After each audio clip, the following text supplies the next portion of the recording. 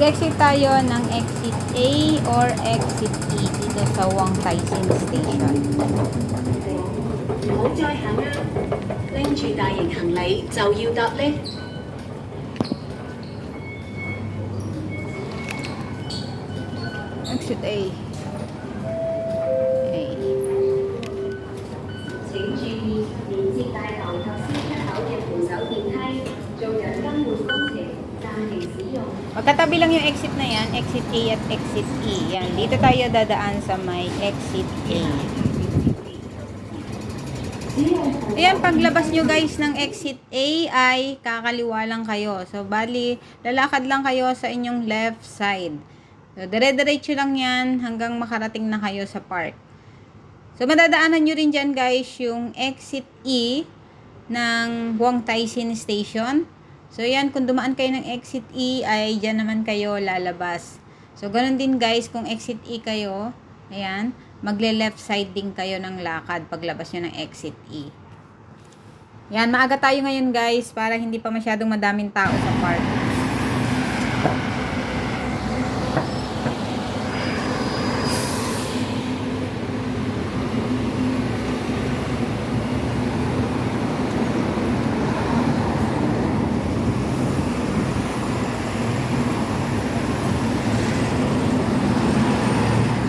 Dire-diretso lang guys ang lakad. Kayong liliko. Diretso lang. So walang ligaw. Walang ligaw pero may lagpas. Yan, madadaanan nyo rin tong M2 Square.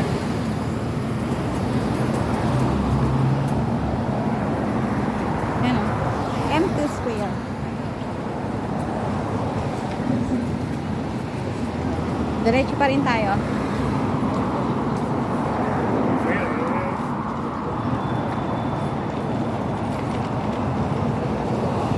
Medyo maraming tao dito.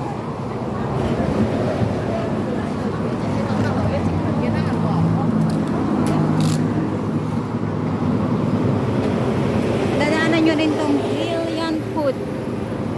Brilliant Food, Guangdong Barbecue Kitchen, Happy Sweet Potato. Dire-diretso pa rin tayo guys. Ay, may dadaanan kayo dito mga kainan. Mga local Chinese cuisine.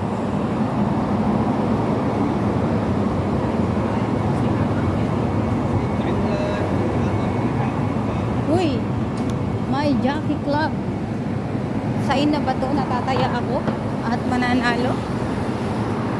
Taya tayo mamaya guys. Baka sakaling uuwi na tayo kapag nanalo tayo ng first prize. Capital Restaurant. So, ayan yung mga madadaanan nyo. Papakita ko na rin sa inyo para sure na hindi kayo maliligaw. Ayan, dire-diretsuhin nyo lang guys. Huwag kayong liliko.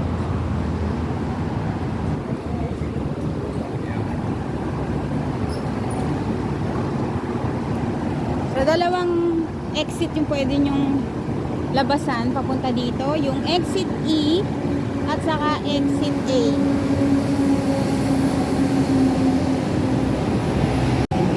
So, ito na yata siya. So, after 4 minutes na lakad, makikita nyo na to. So, yan na yan. Hanapin lang natin yung entrance. First time ko rin dito guys pumunta. So, syempre, nag-search muna tayo bago tayo naglakad para naman kapag nagdaldal ako dito sa aking guide ay may masasabi ko. Yan na siya. Sanan! Uy, may subway. May subway dyan oh, papunta sa kabilang side. Oh, ito na siya guys. Yan. Ayan yung entrance niya oh. Pung Tak Park. Opening hour 6 AM to 11 PM.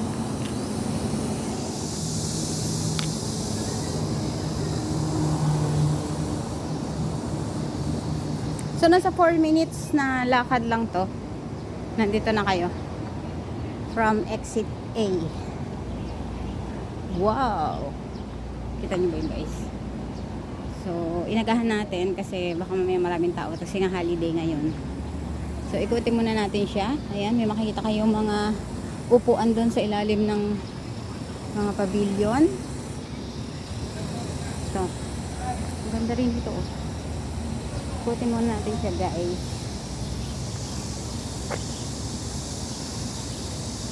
Ooh. May hagdan din dito. Kaya tayo sa hagdan. So meron din silang water dispenser. Ayan. Kung nauuhaw kayo at may dala kayong water bottle. So dito guys sa Hong Kong, lagi lang kayo magdadala ng water bottle. Hindi nyo na kailangan bumili ng inumin na tubig kasi maraming mga water dispenser sa labas na pwede nyo kuhanan ng tubig. Kaya hindi nyo na kailangan bumili ng tubig. Kailangan nyo lang sipagan mag-ipit ng water bottle. So pagkakait nyo dito sa hagdan ay wow! May waterfalls. Pasok tayo dito.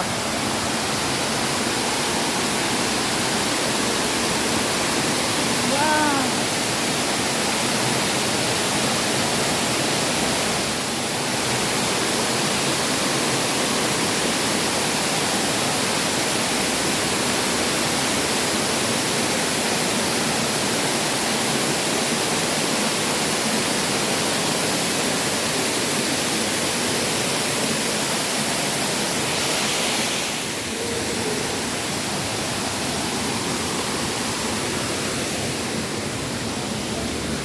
May mga painting. Ganda ng mga painting.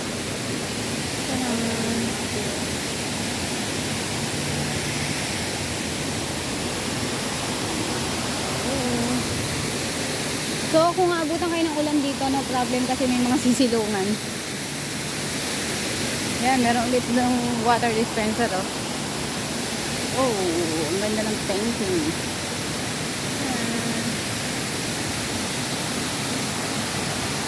Akit tayo dun sa taas. May nakita akong pavilion. Dito tayo dun guys.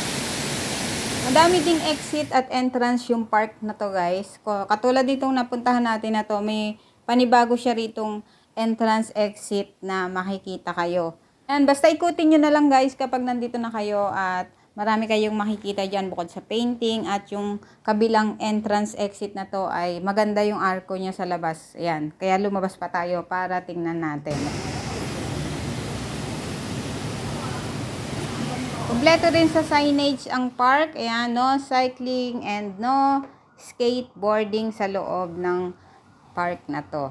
So, ayan guys, babalik na tayo ulit kung saan tayo nanggaling at aakyat naman tayo sa itaas ng hagdan kung anong meron sa taas. So, papasyalan din natin yan. Kung napapansin nyo ay hindi pa ganun kadami yung tao dahil nga ang aga ko. Siguro nasa 7:30 guys, nandyan na ako. At ngayon ay statutory holiday, June 19, 2026 at karamihan ay nasa dagat ngayon dahil Dragon Boat Festival.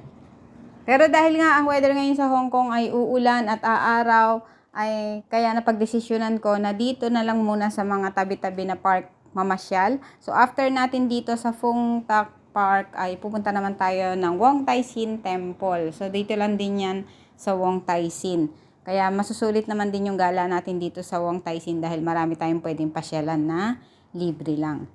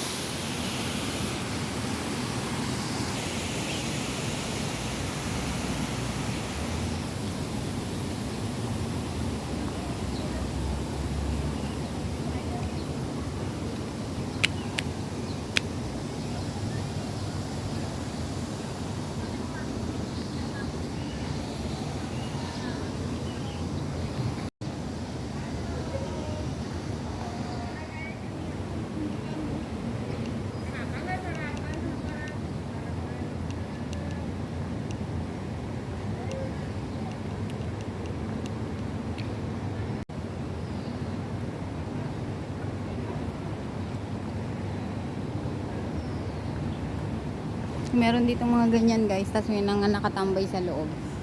So safe na sa ulan na yan. May pavilion ulit.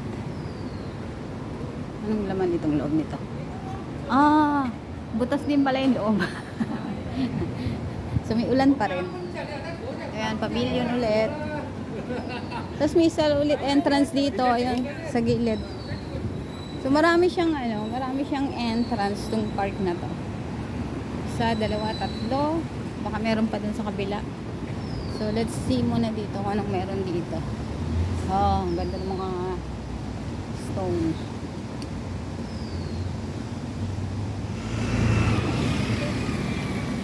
Yan, ito yung entrance na malapit sa Pung Tak Road. Ayan, pagpasok nyo, ito yung makikita nyo.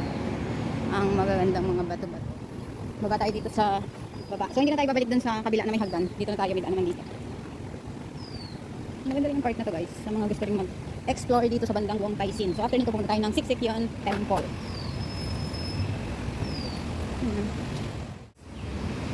Ay, puntahan natin, nasa gitna na yun. Nasa gitna ng pabing tayo doon kayo nasa taas. Nandito na tayo sa baba. Flame Mountain ang tawag dyan.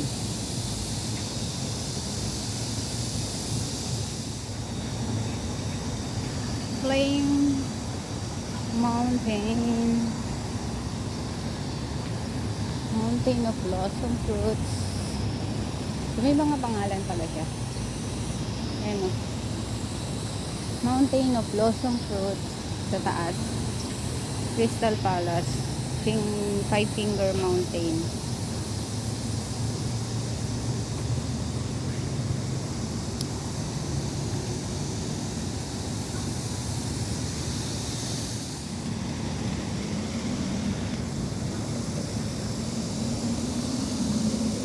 Flame Mountain, tapos katapat niya yung Crystal Palace. Ayan. Crystal Palace, yan siya. Hanggang dito na lang guys, at sana'y nakatulong ang ating guide na to sa mga gustong pumunta dito sa may Pung Tak Park, dito sa Wong Tai Sin. Don't forget to like, subscribe, and hit the notification bell para lagi kang updated sa ating mga i-upload na video.